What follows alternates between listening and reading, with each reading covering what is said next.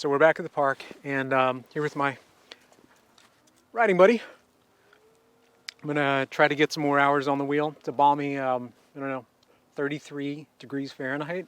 So I'm in all of the winter gear right now because it's super cold. And on top of that, it's really windy today, so it's gonna make riding a little tricky, especially when it comes to, just getting those crosswinds.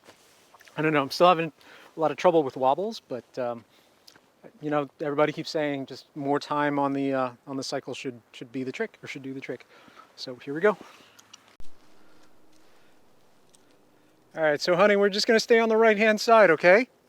And if you hear a car coming, just slow down and we'll let them pass us. Really, that's just for me. My daughter's probably faster at this point. Okay, we're just gonna let this car go by, okay?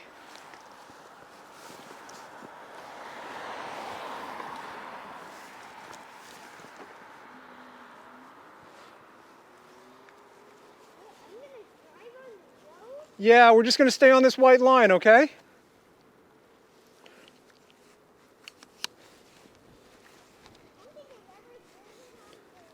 Yeah, just watch out for obstacles, all right? And if you hear a car coming, just pull over to the right.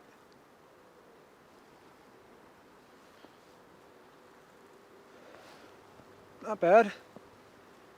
It is balmy though, and the wind's not so bad in the trees. We got a lot of tree cover here, so. And one of the really nice things about this park is that they close off probably a good 3/4 of it. Like, we're on the upper part of the park, and then there's a lower part that we can travel down to the lower beach. Apparently this whole area is just a big dam. And then we can travel on the closed part of the road down to the lower beach. And there's, I think, a frozen pond down there, so maybe have a little bit of fun chucking some rocks or something. It is challenging finding the right combination of equipment that's lightweight enough to keep you, to not affect your dexterity or your agility, but also keep you warm, because as much as you exert yourself, I mean, you're not really exerting yourself, right? You're standing, maybe if you're carving, sure, but, there's not really all that much that you're doing other than just acting like a big sail. So yeah, here's me just practicing some carving. Not really very good at it. So here's what's cool. We're coming up on the lower part of the park, and okay, let's see if I can do this without completely busting my head open. All right, so low speed, some gravel. No, couldn't do it. All right, need more practice. You okay, honey? Yeah, I got me too. Oh, it got you also? You want to go up in front? I can follow you. So there's no more cars now, so we can take up more of the road. Yay. Zoomies.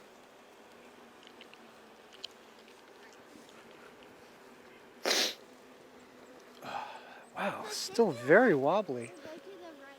What's that, honey? Stay to the left or go to the right? Oh, it doesn't really matter. There's no traffic here, so. Okey-dokey.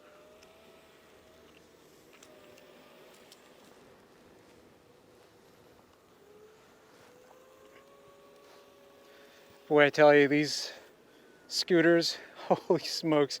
You're probably wondering what she's riding. She's riding the GoTrax GXL V2. I think it's on Amazon, and if you're lucky with your timing, you can probably find it for about $250 shipped, which is not that bad. A little bit of tax. It's a 250 watt scooter with a 10S2P battery in it. I think 2600 milliamps times 2, so about 4200 milliamps there. And I mean, this is good for about 10 or 12 miles, and especially with such a lightweight package there, she could probably ride it for even further.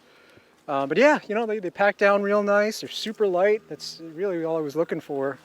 Was just something that I could use to go and, you know, chuck in the car, not have to be like 100 pounds, and, you know, don't need a lot of speed, because it's always that speed that where you get into trouble.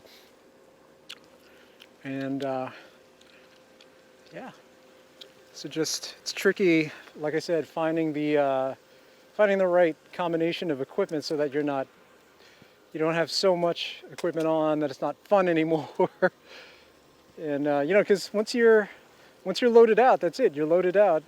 If you want to, you know, if you decide you want to change your mind, you're going to have to pack it up and head back down to the car and strip down or whatever. Always tricky. So here we go. We're going to be turning here. This is the road down to the lower part of the beach, or there's upper beach and lower beach. And really popular spot for dog walkers because there's no traffic. Are you on cruise control? I was on cruise control.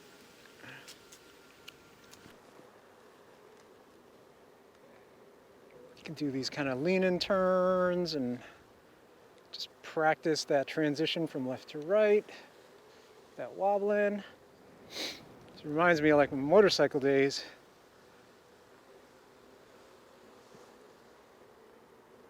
Good fun.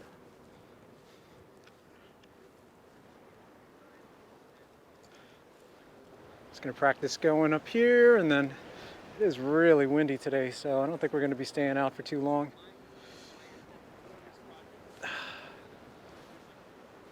You know, one thing I cannot figure out is my foot placement. You know, it seems like too far back, and it's a real chore to kind of accelerate. Too far forward, and then there's too much of a bias for acceleration, and then, you know, you run into trouble there. And then stability too. So, you know, half of it is just trying to figure out where my feet are happy. So, you know, doing stuff like this, just trying to see if, you know, it feels normal to your feet. Just kind of teaching your feet, you know, teaching your legs how to compensate for that wobble. What's that, honey? I think we're gonna go. You want to head up to Dogwood, and then we can go check out that road we passed. Okay. All right, let's see it. She saw Daddy carving, so now she's got to carve too. Don't carve too hard, or Mommy's gonna kill Daddy. So we can go up this road, or we can go straight. Which way you want to go, honey? I think I could just go up this way. Okay, let's go see what's up there. Do a little exploring. Sound good? Yeah. All right. And here's Dogwood.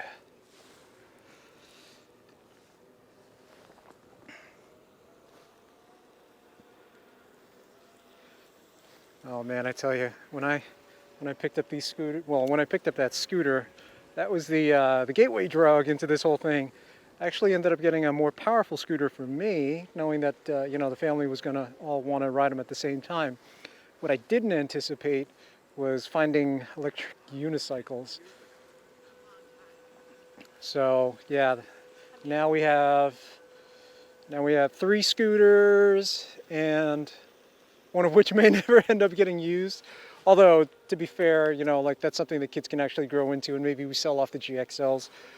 But yeah, you know, we've got a 600 watt Titan, Unicool Titan T9 on the slow boat from China.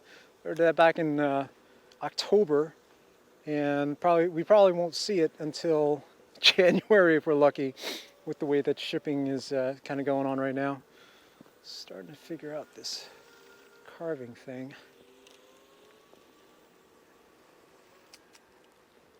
I'd imagine this is what skiing feels like. Or not.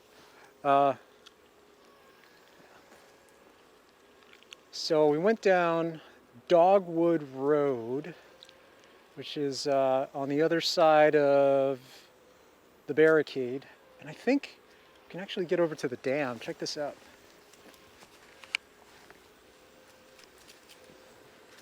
Whew. Going right into that sun. Oh yeah, there's the breakwater. Well, not the breakwater, the dam. Want to take a break, honey, or are you good? We can stop for a little bit. Warm up the hands.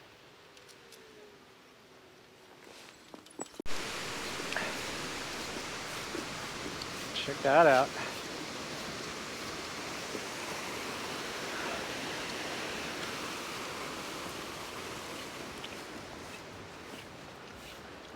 So yeah, down in the top right-hand corner of the screen, that's the lower beach and the parking lot that we were just at. And now we're at the top.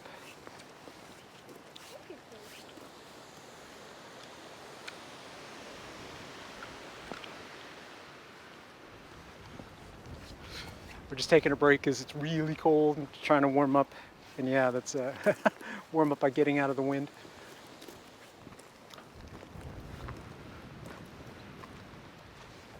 What do you think, honey? We don't have to go too far. I just wanted to come see the water. Oh, yeah, that wind is something else, huh?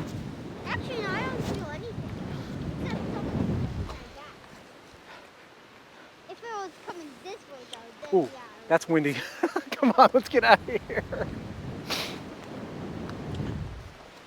Yeah, today's Sunday.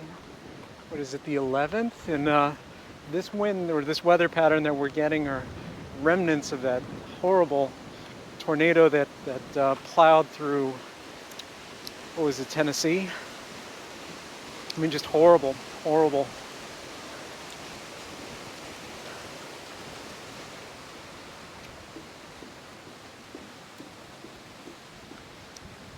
Yep.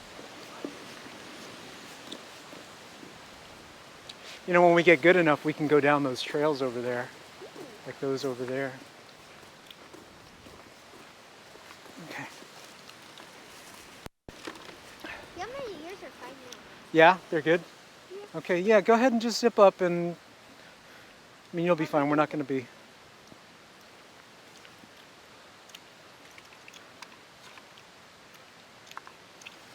She's so good. Dad tells her to take off her helmet so that her ears are warm, and she's like, no, I think I'm good. Oh, they grow so fast. Making their own decisions now.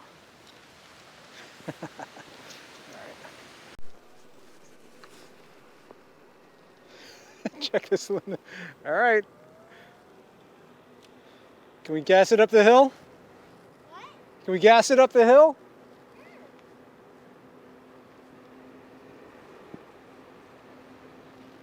This is a bad idea. To get to the end of the trip. Wasn't I just saying, you know, it's only when you goose the speed up that it becomes a problem?